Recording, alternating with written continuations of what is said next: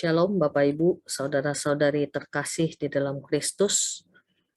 Hari ini PDPKK Immanuel dan Cita Sudi Center kembali hadir dengan ilustrasi bertema Lebih Baik Jadi Tikus Saja. Pada suatu hari, ada seekor tikus yang hendak berjalan-jalan keluar dari tempat persembunyiannya, yaitu di sebuah lubang kecil di daerah sebuah perkotaan. Pada saat si tikus sedang berjalan, mendadak ada seekor kucing yang hendak memangsanya. Kemudian kucing itu langsung mengejar si tikus. Si tikus larilah terbirit-birit dan kemudian dia bersembunyi. Sambil bersembunyi, si tikus berdoa kepada Tuhan. Tuhan, aku ini sungguh lemah. Kumohon, ubahlah aku menjadi seekor kucing yang kuat, supaya aku tidak dikejar-kejar lagi. Tuhan yang Maha Baik mendengar permohonan si tikus, dan kemudian mengubahnya menjadi seekor kucing yang kuat. Dengan hati yang gembira, si tikus yang telah berubah menjadi kucing itu keluar dari persembunyiannya untuk melanjutkan niatnya berkeliling kota. Beberapa hari kemudian si kucing bermain ke taman. Datanglah seekor anjing, dan kemudian anjing itu mengejar si kucing. Dia pun berlari sekencang-kencangnya dan segera memanjat sebuah pohon untuk menyelamatkan diri. Di atas pohon, dia pun berdoa kepada Tuhan. Tuhan, kali ini aku kembali lagi memohon kepadamu. Ubahlah aku menjadi seekor anjing yang kuat, supaya aku tidak dikejar-kejar lagi. Tuhan mendengar permohonannya dan mengubah si tikus menjadi seekor anjing yang gagah. Wah, betapa senang hati si tikus. Dia yakin saat ini tidak ada lagi yang akan berani memangsanya. 2 minggu kemudian, si anjing berjalan-jalan ke sebuah hutan. Entah mengapa dia merasa ada yang sedang memperhatikannya. Tidak lama, seekor singa mengaum dan mengejarnya dengan beringas.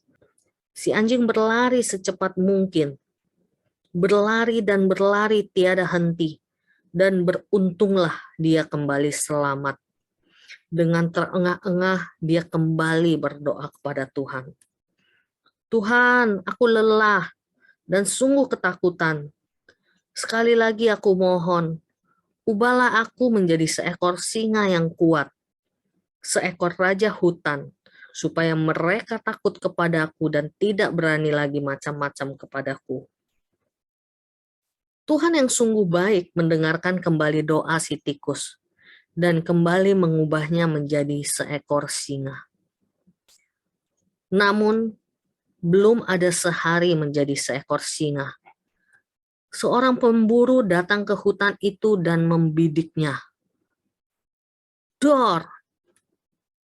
Terdengarlah suara dentuman senapan yang untungnya meleset. Si tikus yang telah menjadi singa kembali harus berlari menyelamatkan diri. Dengan sangat ketakutan, dia kembali memohon kepada Tuhan. Tuhan, ternyata aku ini sungguh lemah. Maafkan jika aku kembali meminta.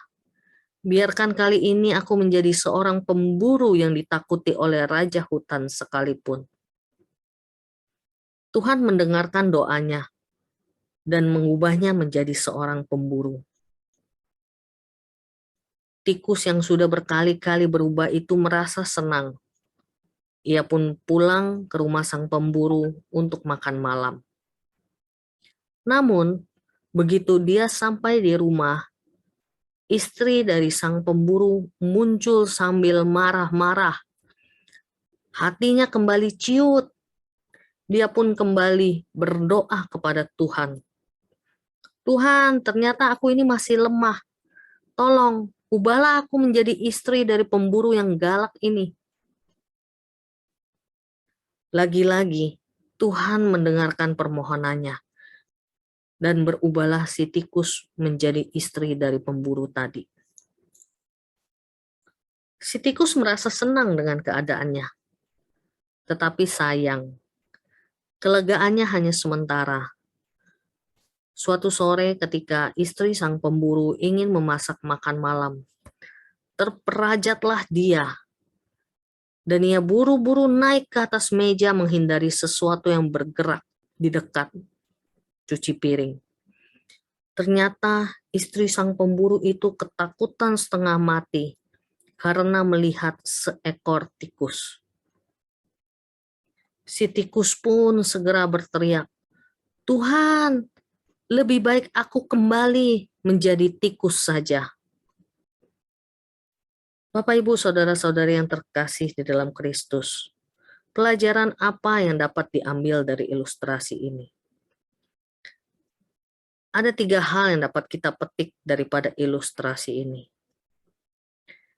Kisah si tikus yang tidak pernah merasa puas ini adalah sebuah ilustrasi yang mengingatkan kita untuk mensyukuri apa yang sudah Tuhan karuniakan di dalam hidup kita.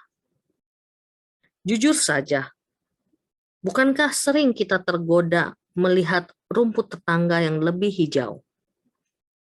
Kita selalu merasa kurang dan ingin menggapai apa yang dimiliki orang lain. Tanpa sadar, kita ingin mendikte Sang Pencipta, seolah kita tahu apa yang lebih baik. Kemudian, kisah ini juga mengingatkan kita bahwa Tuhan memberikan tiap orang bagian yang berbeda-beda. Di balik hijaunya rumput tetangga, ada hal-hal yang tidak kita ketahui. Mungkin itu sebuah perjuangan dan pergumulan yang berat. Ada kalanya kita mau bagian yang kelihatannya enak, tetapi tidak mau bagian yang tidak enak. Kita perlu bersyukur atas bagian yang Tuhan percayakan bagi kita, dengan tidak berusaha untuk menjadi orang lain, dan akhirnya menanggung hal-hal yang sebenarnya melampaui kapasitas kita.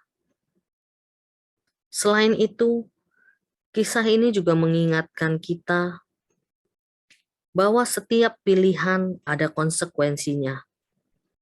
Ketika Tuhan mengizinkan kita menghadapi sesuatu yang tidak enak, kita mungkin tergoda untuk menghindar atau memilih jalan yang mudah. Daripada bertahan dan berusaha menyelesaikan masalah, kita lebih suka memulai sesuatu yang baru. Padahal, sesuatu yang baru itu pun tidaklah bebas dari masalah. Namun, ketika kita memilih untuk menghadapi masalah bersama Tuhan menurut caranya, kita akan bertumbuh makin dewasa di dalamnya.